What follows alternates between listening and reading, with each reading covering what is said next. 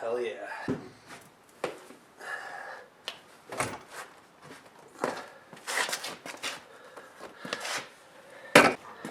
Leaving me with. Yeah, pretty much got it interior. Now I'm just gonna put some seats in. Check it out, just got this new rear shock tower brace, SR, chrome, pretty looking shock tower brace. Look at this thing. Got it for like 40, 50 bucks, something like that. From American Muscle, actually looks to be decent quality. I would think that the best way to install it would be to weld it, but I'm just gonna bolt it in.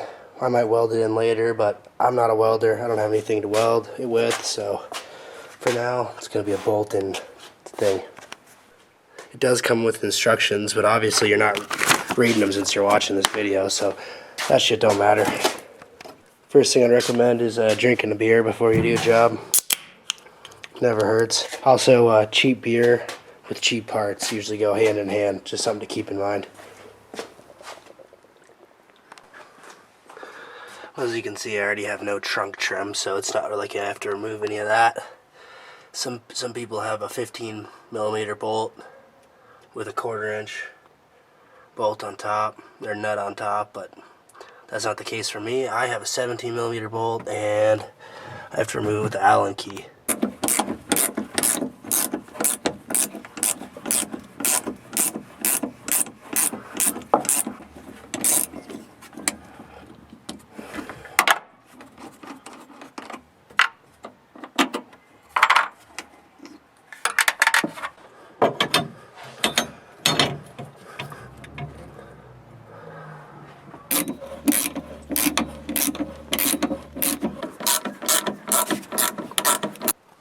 As you can see, we got her installed. It's sturdy, so guess we'll see how it performs when it's on the track, but it looks pretty decent actually. As you can see here, why I gotta remove this inner fender well. There's literally no clearance between the tire and the fender well, so that's gonna come out. We're also gonna remove the rack limiters as well, so hopefully get this thing a little bit more angle.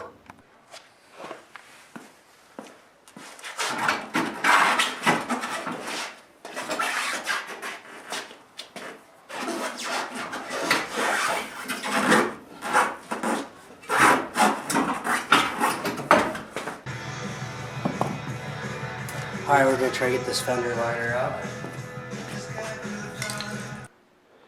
Well, as you can see here, I got the fender well liner out, and that opens up a lot more clearance, a lot more space in here. Also got the rack limiters removed, but with this thing taken out, it clears it up a lot. However, I'm probably going to have to hit that back or trim that.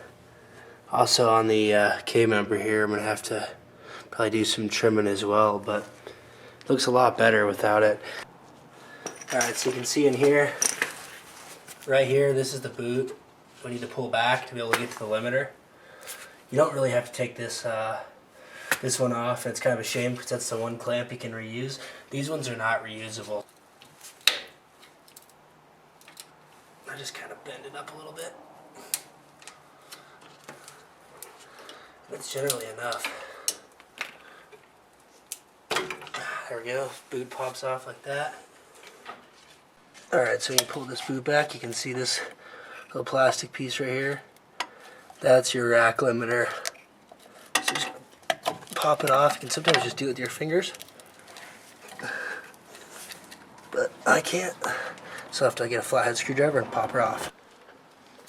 So you can see there's the limiter. That's all it is, just a little nice fancy piece of plastic. Don't throw these out because you might need these for something else.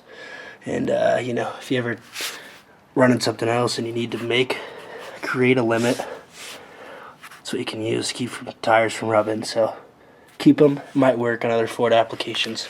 Also something nice. Look at this sway bar. mount. Look at that guy. Completely deteriorated. Along with the boot. Boots all destroyed. Got some nasty stuff going on in this car. So spider webs and shit. So I don't know. It'll be good to drift it and get all the cobwebs out of her and get some action. All right, now we're just gonna take this fender well liner out. And I have a friend who needs this for his 97 GT Kenny Bell car, so I'm gonna try to keep it in good shape and keep from destroying it so he can put it in his car. As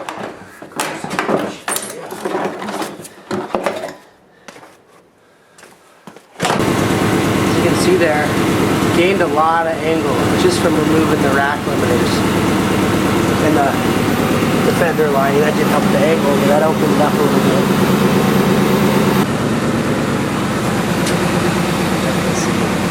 A lot more angle.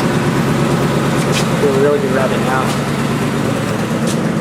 Well, in this episode of shit that don't fit, it's NRG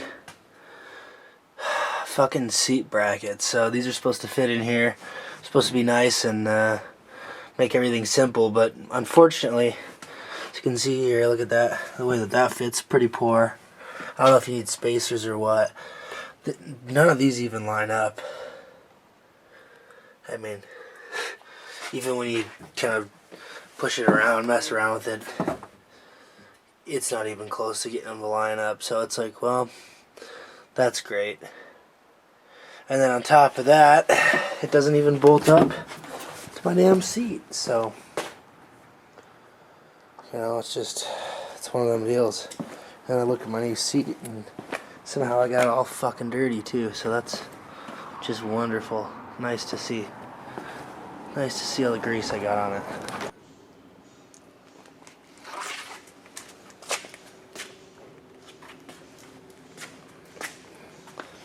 I'll get the spacers put on today.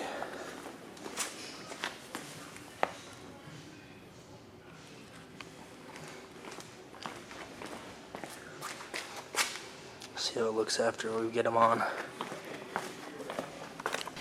So we get the 1-inch spacers on. 1 full inch.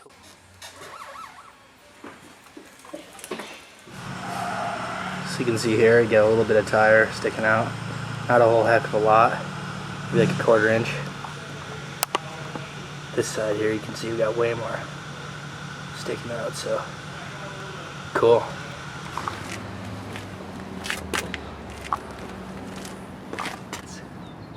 Sits out a bit further on this side, but look over on here. Look how far this side sits out. Much further. Interesting.